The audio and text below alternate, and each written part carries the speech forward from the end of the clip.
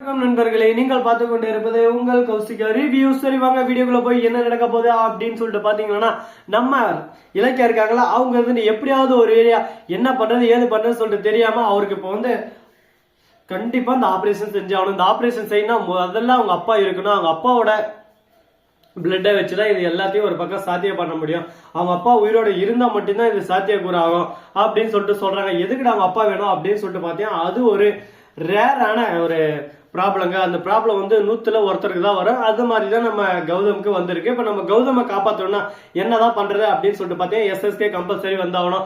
அவருக்கு தான் அந்த டாக்டர் இருந்து ஒரு பக்கம், ஐயோ மேடம் நான் சொல்றது புரியுதா, அவருக்கு ஆபரேஷன் பண்ணே ஆகணும், அவங்க அப்பா எங்க இருக்காங்க டக்குன்னு வர சொல்லுங்க, அவங்க அப்பா கம்பல்சரி இங்க இருந்தாகணும் அப்படின்னு சொல்லிட்டு அடிச்சு சொல்ல ஆரம்பிக்கிறாங்க. உடனே பார்க்கணுமே அந்த இடத்துல நம்ம ஜானி இருந்து இல்லாத அப்பாவை கொண்டு வந்தா நான் எங்க இருந்து கொண்டு வருவேன், அவங்க அப்பா யாருன்னே சொல்லிட்டு தெரியாது சார் புரிஞ்சுக்கோங்க அப்படின்னு சொல்லிட்டு கத்த வராங்க. ஐயோ ஜானியை கொஞ்ச நேரம் வாய மூடி, அவங்க அப்பா இருக்காரு அப்படின்னு சொல்லிட்டு உடனே நம்ம ரேவதி ஒரு பக்கம் சந்தில சிந்து பாடுற மாதிரி டிக்குன்னு வந்து நிக்கிறாங்க.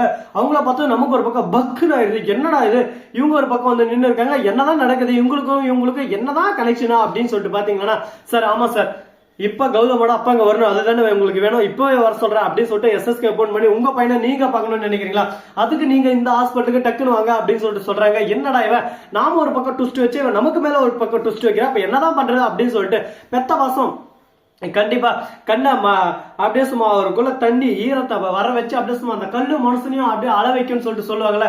ஆனா அது இங்க நடக்காதுங்க. அவர் வந்த உடனே பாக்கணுமே எங்க என் பையன் சொல்லிட்டு ஆறும் ஒரு பக்கம் எக்ஸைட்மெண்ட் இருக்கும், உன் பையன் அங்க பாரு படுத்துன்னு இருக்கும் அப்படின்னு சொல்லிட்டு காட்டுறது. அங்க போய் பார்த்தா நம்ம கௌதம், ரேவதி என்ன விளையாடுறியா, வாயெல்லாம் வச்சு போன உண்மையை சொல்லு அப்படின்னு சொல்லிட்டு சொன்னதான், ஐயோ எஸ்எஸ்கே இவர் தான் நம்ம பையன் அப்படின்னு சொல்லிட்டு சொல்ல எஸ்எஸ்கேவுக்கு அப்படியே சும்மா கண்ணு மோன பலியா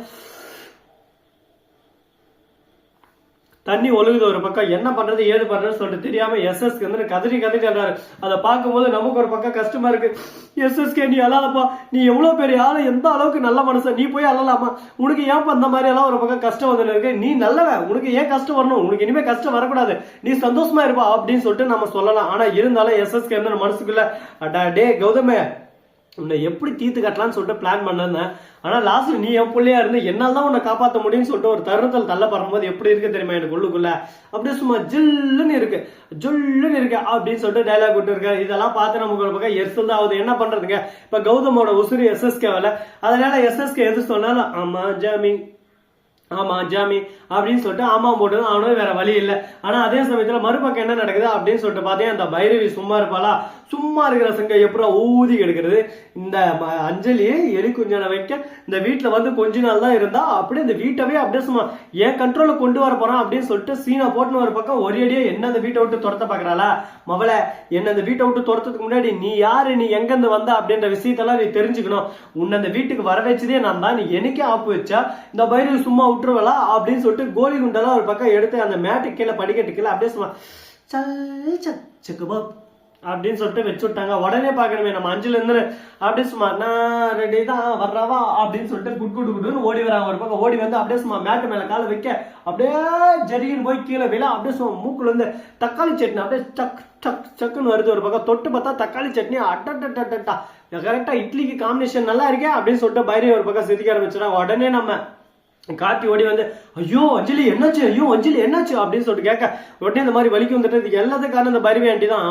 நான் பைரவி ஆண்டின்னு சும்மா அந்த ஆண்டியை சுடுபேத்தி ஒரு லாஸ்ட்ல என்னவே நீ மாட்டி விட்டுருவ போல இருக்கே, நீ கண்ணு முன்னு தெரியாம வந்தவளும் தான் அதுக்கு 40 ரூபா அப்படின்னு சொல்லிட்டு கேட்க, உடனே என்ன பேசுறது ஏது பேசுன்னு சொல்லிட்டு தெரியாம ஆமா நான் பண்ணதான் தப்பே, நான் மன்னிச்சிருங்க அப்படின்னு சொல்லிட்டு இவங்க ஒரு பக்கம் ஹாஸ்பிட்டலுக்கு போறாங்க. ஹாஸ்பிட்டலுக்கு போனவங்க சும்மா இருப்பாங்களா, அங்க போய் பார்த்தா நமக்கு இலக்கியா மறுபக்கம் ஜானகி எல்லாம் கதறி அழுதுன்னு இருக்காங்க. அந்த சமயத்துல இவங்க ஒரு பக்கம் போயிட்டு வெந்த புண்ணுல எப்படி வேலை பார்த்துன்னு சொல்லிட்டு அங்க என்னாச்சு ஏதாச்சுன்னு சொல்லிட்டு விசாரிக்கிறாங்க. இந்த மாதிரி அவங்க பையன் வந்து ஆபரேஷன் பண்ண 20 லட்சம் காசு தேவைப்படுது, உயிருக்கு போறான்னு இருக்காருன்னு சொல்ல, உடனே அந்த இடத்துல கார்த்தி வந்து சிரிக்க ஆரம்பிச்சிடறான். ஏன்னா எனக்கு சொத்தை கொடுக்காம ஒரு பக்கம் மறுபக்கம் அந்த கான்ட்ராக்டை கொடுறேன்னா என்ன பேச்சு பேசினேன், வள கொலன்னு என்கிட்ட எப்படி பேசினேன், இப்ப பாத்தியா லாஸ்ட்ல ஒண்ணுமே இல்லாம அனாதை போன மாதிரி போக போறேன், இதுக்குதான் சொல்றது. எனக்கு அப்ப நீ எதனா உதவி செஞ்சிருந்தா கூட நான் மனசார உன்னை காப்பாத்தணும்னு சொல்லிட்டு நினைச்சிருப்பேன். ஆனா நீ கொஞ்சம் கூட ஈவே இருக்க எல்லாமே என்ன வெறுக்கணும்னு நினைச்ச பத்தியா, அந்த வெறுப்புக்கோசரமே உன்னை பொறுப்பா இந்த இதுல இருந்து தூக்க போறேன்டா அப்படின்னு சொல்லிட்டு சொன்னிருக்கேன். இதை கேட்டதும் ஏதோ ஒண்ணுப்பா உங்க இஷ்டம்பா செய்யுங்கப்பா, நல்லா செஞ்சா சரி, எல்லாமே நல்லபடியா இருந்தா சந்தோஷம் தான். சந்தோஷம் யாருக்கு இல்ல சொல்லு பார்க்கலாம் அப்படின்ற மாதிரி தான் ஒரு பக்கம் போயின்னு இருக்கு. சரி, அதே சமயத்துல மறுபக்கம் இவங்க பேசி முடிச்சிட்டு இருக்கல நம்ம ஜானே கோவம் வந்துருது, காத்தை குடிச்சு அடி அடி நடிக்க ஆரம்பிச்சேன். நீ எல்லாம் மனசு ஜென்மம் தானடா, உன்னை எப்படியெல்லாம் ஆளாட்டி பாலாட்டி எப்படியெல்லாம் வளர்த்தேன், எனக்கு மேல அவன் தான்டா உன்னை தம்பி தம்பின்னு வளர்த்தான், உனக்காக எல்லாம் பண்ணான். ஆனா நீ இந்த மாதிரி விஷமா இருக்குன்னு சொல்லிட்டு சத்தியமா எதிர்பார்க்கல.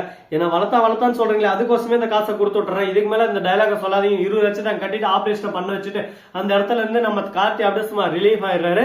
ஆனா அதே சமயத்துல எஸ்எஸ்கே கிட்ட மாட்டிக்கிச்சு. இப்ப எஸ்எஸ்கே என்ன பண்ண போறாரு, ஏது பண்ண போறாரு, நம்ம கௌதம் கிட்ட உண்மையை சொல்லி கௌதம் ஒரு அடியா தீர்த்து கட்ட போறாரா, இல்ல கௌதமுக்கு மறுவாழ்வு அமைச்சு தர போறாரா அப்படின்னு சொல்லிட்டு பல கேள்வி ஒரு பக்கம் ஓடிக்கிட்டு தான் இருக்கு. என்ன நடக்க போகுது, ஏது நடக்க போகுது அப்படின்ற சுவாரஸ்யமான இன்ட்ரெஸ்டிங்கான விஷயத்தெல்லாம் நம்ம சொல்லதாங்க இன்ட்ரெஸ்டிங்கா பார்க்க போறோம். இது மட்டும் இல்லாம மறுபக்கம் என்ன நடக்குது அப்படின்னு சொல்லிட்டு பாத்தீங்கன்னா, நம்ம இலக்கியா இருக்காங்களா, அவங்க வந்து ஒரு பக்கம் ஒவ்வொன்னு ஒப்பரை வச்சுன்னு இருக்காங்க. என்னங்க என்னை விட்டு போயிடாதீங்க, நீங்க தாங்க எனக்கு எல்லாம் அப்படின்னு சொல்லிட்டு இந்த மாதிரி அந்த மாதிரி எல்லாம் ஒரு பக்கம் டைலாக் ஓட்டலாம். ஆனா எதையும் ஒரு பக்கம் ஏத்துக்கிட்டு நம்ம சைலண்டா போறதுக்கு நான் பாட்டா சொல்லுங்க பார்க்கலாம். என்ன நடந்தாலும் ஏது நடந்தாலும் உனக்கு வைக்க வேண்டிய ஆப்பு கண்டிப்பா வைக்கதான் போறேன் அப்படின்னு சொல்லிட்டு சொல்றாங்க. இதெல்லாம் கேட்கும் போது ஒரு பக்கம் ஷாக்கிங்கா தான் இருக்கு. ஆனா அதே சமயத்துல மறுபக்கம் என்ன நடக்க போகுது, ஏது நடக்க போகுது அப்படின்ற சுவாரஸ்யம் நிறைந்த இந்த தொடரை இன்ட்ரெஸ்டிங்கா முடிக்க இந்த வீடியோ பிடிச்சிருந்தா லைக் பண்ணுங்க, கமெண்ட் பண்ணுங்க, ஷேர் பண்ணுங்க, டிண்டிங் பெல்ல தட்டி விட்டு போங்க. அப்பதான் நான் போறேன் அடுத்த வீடியோ உங்களுக்கு உடனுக்குடன் நோட்டிபிகேஷன்ல வந்து கொண்டே இருக்கும். மிக்க நன்றி, தேங்க்ஸ் ஃபார் வாட்சிங், டாடா, see you, நன்றி, வணக்கம், வந்தனம், பர்கத் தருக.